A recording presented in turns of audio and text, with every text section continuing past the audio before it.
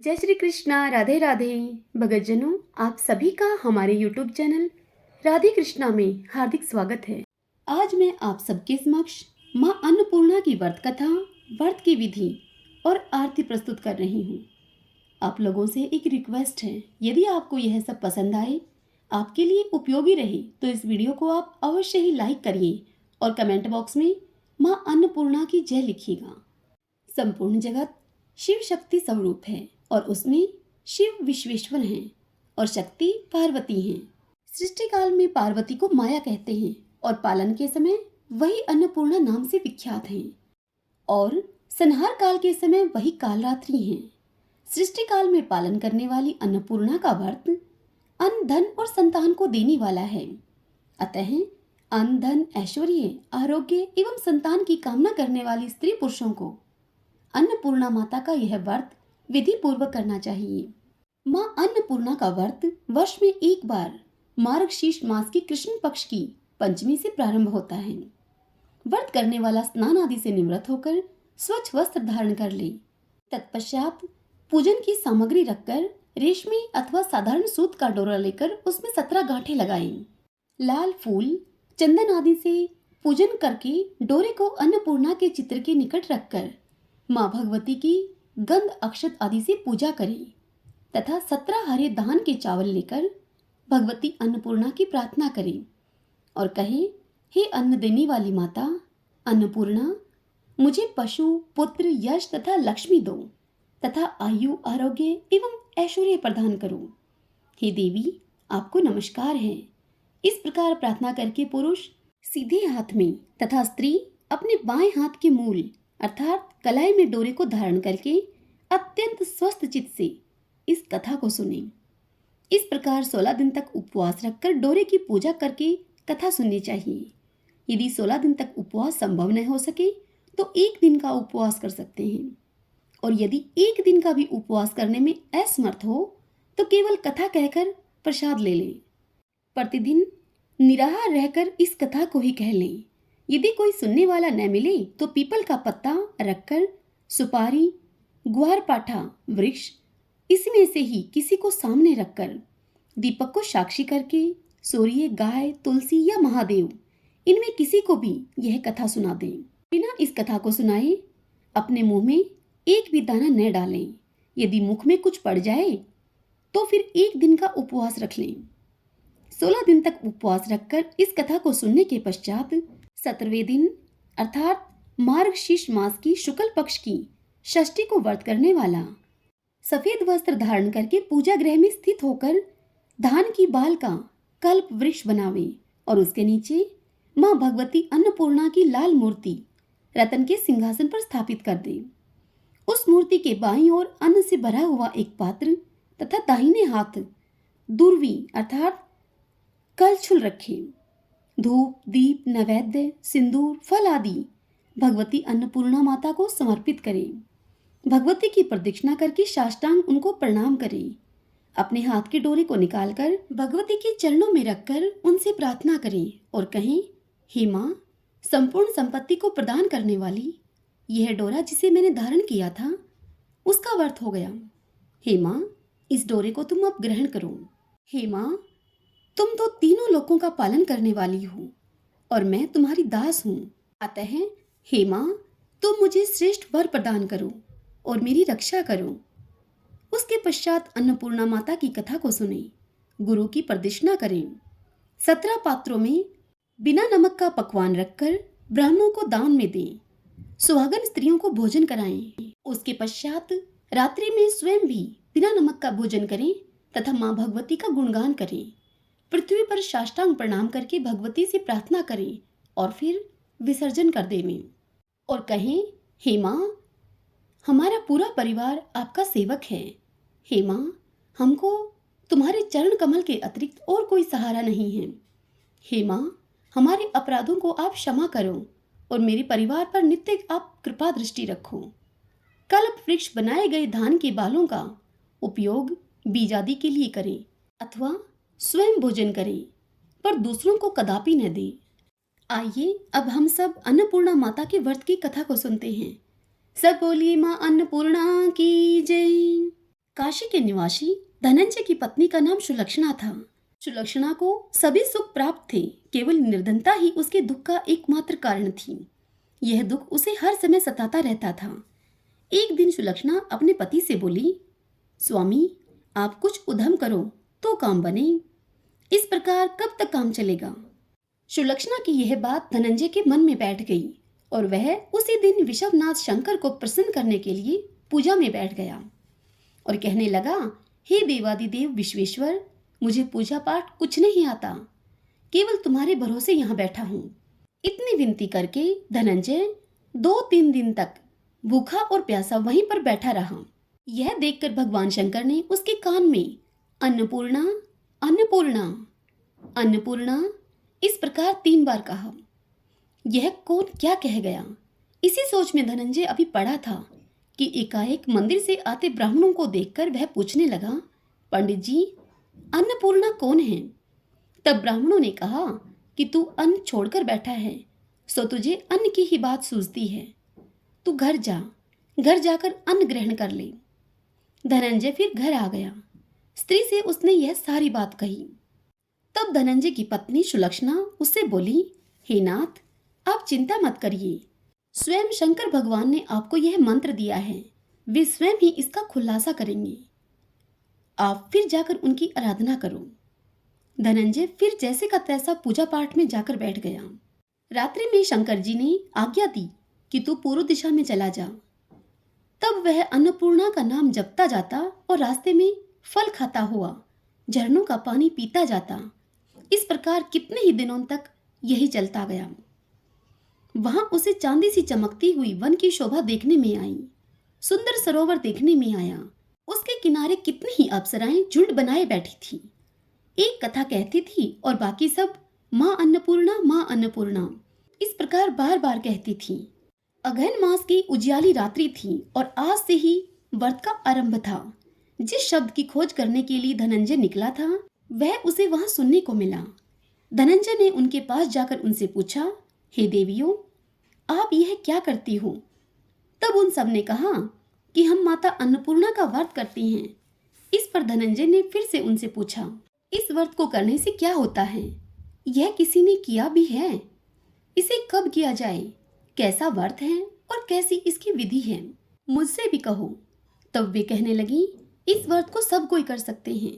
17 दिन के लिए 17 गांठ का सूत्र लेना चाहिए। 17 दिन यदि न बने तो एक दिन उपवास करें और यह भी न बने तो केवल कथा सुनकर प्रसाद लें। निराहार रहकर कथा कहें। कथा सुनने वाला कोई न मिले तो पीपल के पत्ते को रखकर सुपारी या गुआर पाठा वृक्ष को सामने करके, दीपक को साक्षी करके सूर्य, गाय, तुलसी या महादेव को बिना कथा सुनाए मुख में दाना न डालें।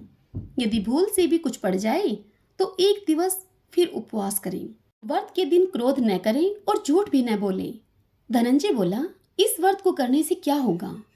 तब वे कहने लगी कि इसके करने से अंधों को नेत्र मिले, भूखों को अन्न मिले, निर्धन के घर धन आए, बांझ को संतान मिले, मूर्ख को विद्या आए और जो जिस कामना से इस व्रत को करे माँ उसकी हर इच्छा पूरी करती हैं। तब वह कहने लगा कि बहनों, मेरे पास धन नहीं है, विद्या नहीं है, मैं तो दुखिया ब्राह्मण हूँ, मुझे इस व्रत का सूत्र दोगी? तब वह बोली, हाँ भाई, तेरा कल्याण हो, तुझे देंगी, ले इस व्रत का मंगलसूत्र ले। तब धनंजय ने इस व्रत को किया।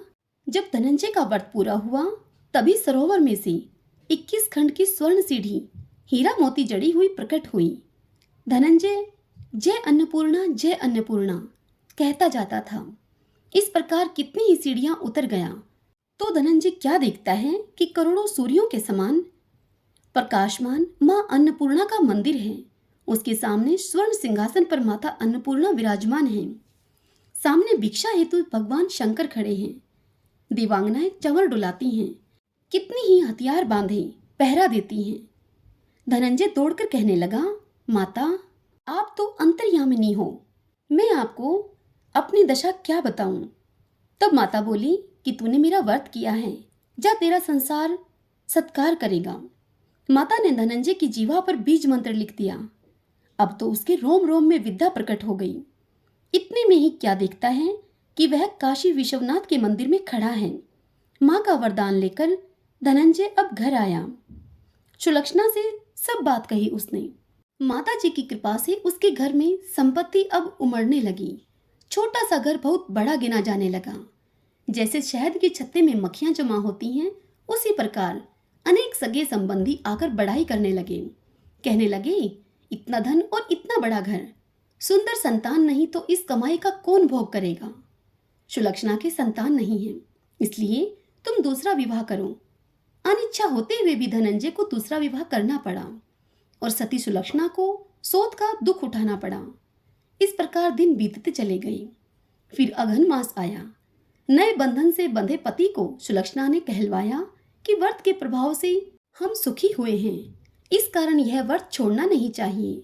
यह माता जी का ही प्रताप है जो हम इतने संपन्न और सुखी हैं।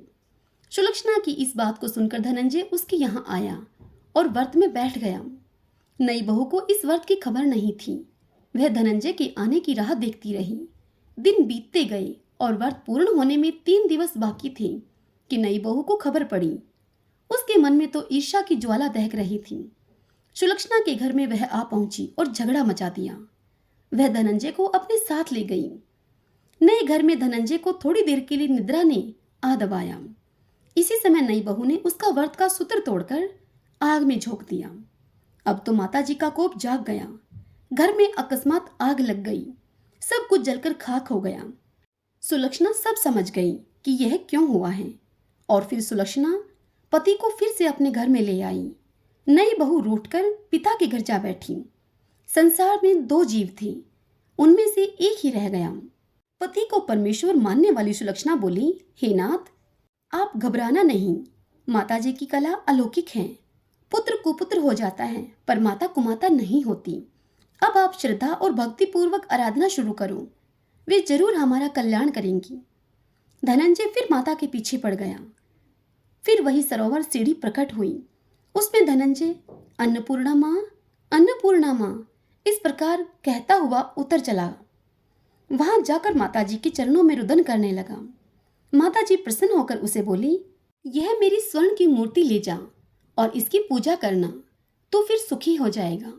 जा धनंजय, तुझे मेरा आशीर्वाद है।